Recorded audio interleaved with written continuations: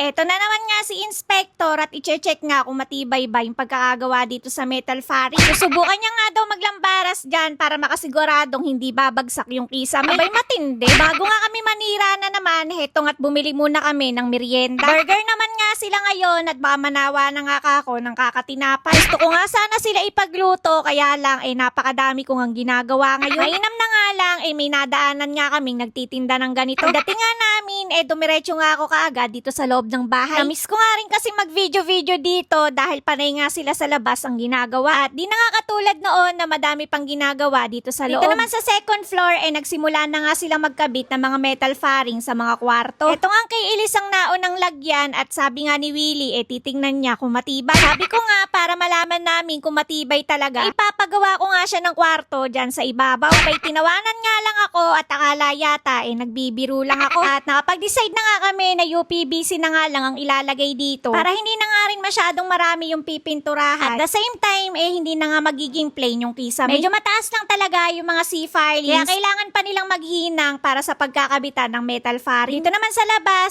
patuloy pa rin sila sa pagpapalitada dito sa firewall. At meron na naman nga akong bagong tambayan dito dahil mas malilim pala dito sa gilid ng puno ng malunggay. Pagka nga hindi kami naglilibot ni Willie, madalas ganito ang palipas namin ng oras. Kahit sobrang init nga dito sa site, nakakatagal nga ako nang kakanood lang sa kanila. At napansin ko nga na may natira din pala ditong yero. Baka eto na nga lang din ang ipalagay ko sa dirty kitchen. May sayang din naman kasi at 0.6 nga din ang kapal niya. Ito naman sa harapan ng bahay, may mga gagawin pa nga dyan. At pinapauna lang din naming matapos yung mga nasa loob ng bahay. Ito naman sa likod, ganito na nga ang itsura ng dirty kitchen ko. At mamaya babakalan na nga nila yan. Kinahaponan naman, nakapagpitik nga ulit sila ng isang linya dito sa firewall. Yan nga kasi yung kailangan nilang gawin para pumasok yung semento sa loob ng fiberglass mesh. At kinabukasan na nga nila yan kikinisin. Dito naman sa likod, nalagyan na nila ng bakal itong lababo ng dirty kitchen. Isang diretso nga tong magiging service area ko sa likod ng bahay. Kaya maluwag at maaliwalas nga din dahil yung bubong medyo mataas. Yung sa may laundry naman, kalahati lang yung pinagawa kong bubong. Para pag umulan, hindi masyadong mabasa yung kwarto ng helper. At para yung mga laundry, naaarawan din kahit paano. Ang ganda na, B!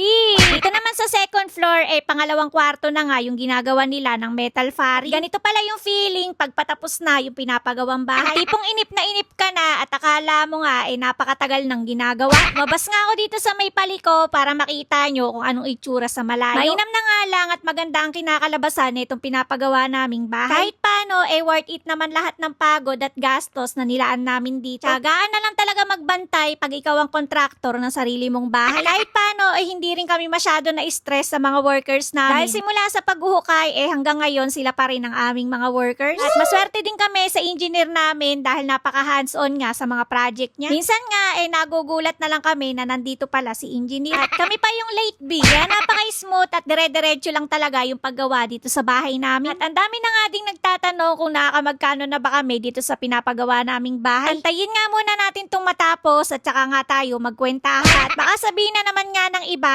overpriced na naman. Nasa 30 to 35,000 na nga daw ang per square meter ngayon sa pagpapagawa ng bahay. At kwentahin nyo na nga lang yan sa 170 or 180 na floor area para meron na nga lang din kayong idea. At bukod pa nga dyan yung sinasabi nila na total develop area. Abay, ba't ba ako nagpapaliwanag? Nagbablog lang naman ako. Siya, hanggang dito nga muna ulit ang update ko sa inyo ngayong araw. Kaya naman, huwag mong kakalimutang i-follow. Bukas na lang ulit!